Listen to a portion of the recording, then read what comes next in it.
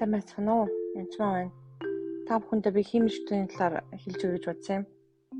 Тэгэхээр Египт 30-аас гарсны 32-оос уншчихлаа нэгээс. Мосег уулнаас бууж ирлгүй саацын ард түмэн харахтаа 11 тойрон цолооч түнд бос бидний өмнө явах бурхныг бидэнд бүтээж өг. Энд байгаа Библиэлд байгаа Бэгийг бурхныг Бэгийн том ус гэвчдэг. Харин тэр жижиг бурхан гэж байгаа үсэг нь болохоор жижигэр бичдэг. Бурхныг бидэнд бүтээж өгдөг нь хүний гараар бүтээдэг бурхны тухай ярьж байгаа. Мосе бурхантай уулзахаар дээшээ гарсан байсан өнгөлтэй ууланд.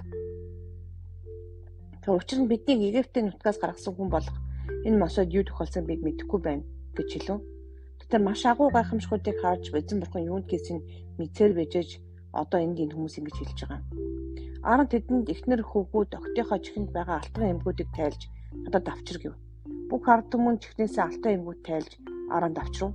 Аран тэдний гараа сэтгэрийг нь авч сэлбрийг нь багжаар урлан цутмалт хулын дүр битээ.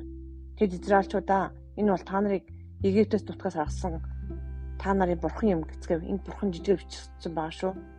Аран үнийг үзээд тугалын өмнө тахлын ширээ босгож маргааш эзэн зориулсан баяр наадам болно гэв. Яг хүмүүс өөртөө зодиос гаргаж байгаа алт мөнгө байгаа зүйлээсээ алтаа гаргаж ирж байгаа. Дээрээс нь Аран тэнд тахлын ширээ босгож байгаа. Яг энэ тахлын ширээ босгох үед тухайн эд зүйлд сүнс шүглэж байгаа. Тэгэхээр энэ зүйл хүчтэй болдоо гэсэн үг.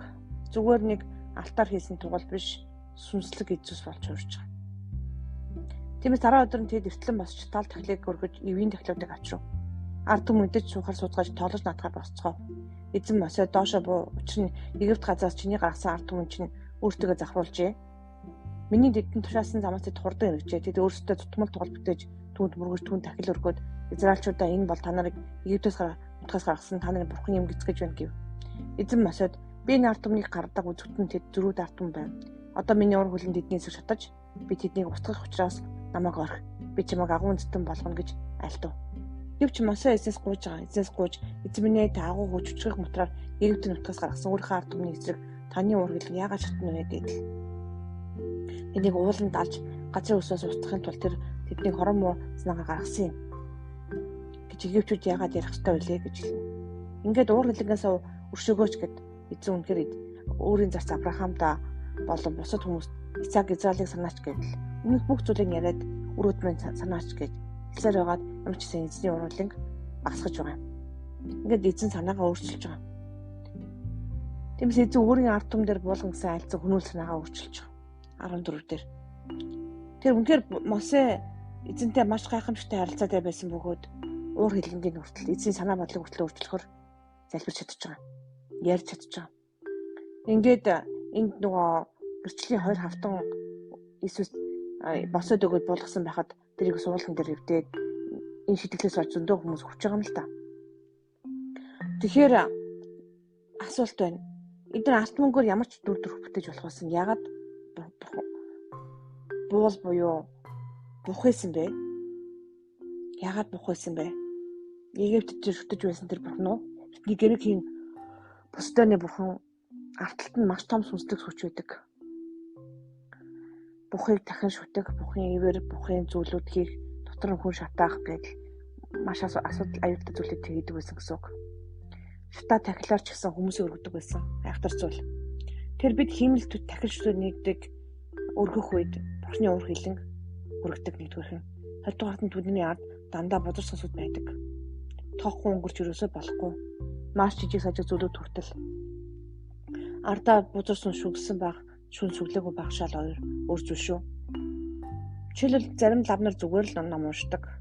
Өрөөж мэдэхгүй тэр нэг зэм сүнслэг зэм хүчтэй зүйл биш. Харин үнэхээр харахгүй сүнстэй холбоотой лам ном унших үед маш аюултай болж хувирдаг. Ялангуяа тахлын ширээ босгоод хийх үед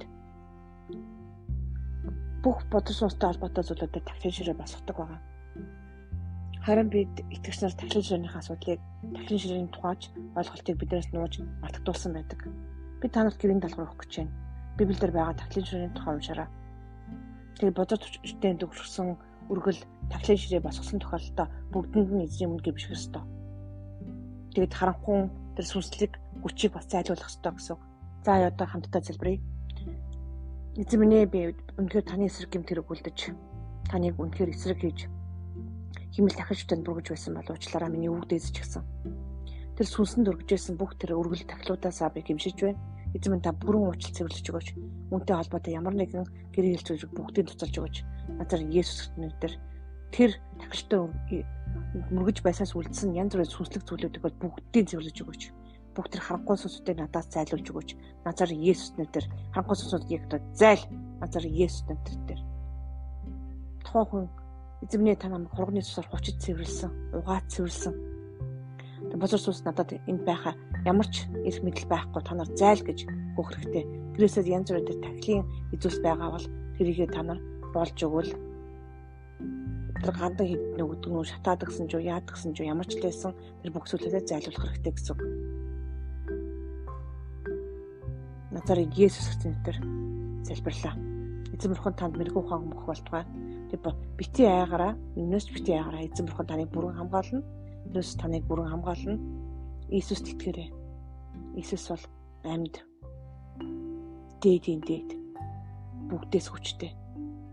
Ямар ч өөртөө бурхан гэж хэлсэн эзүүсүүд, бурхан гэж хэлсэн сүнсүүд түүний нэрд бүхих ёстой. Түүнийг бүү мартаараа. Иесус нэрд итгэрэй. Амен.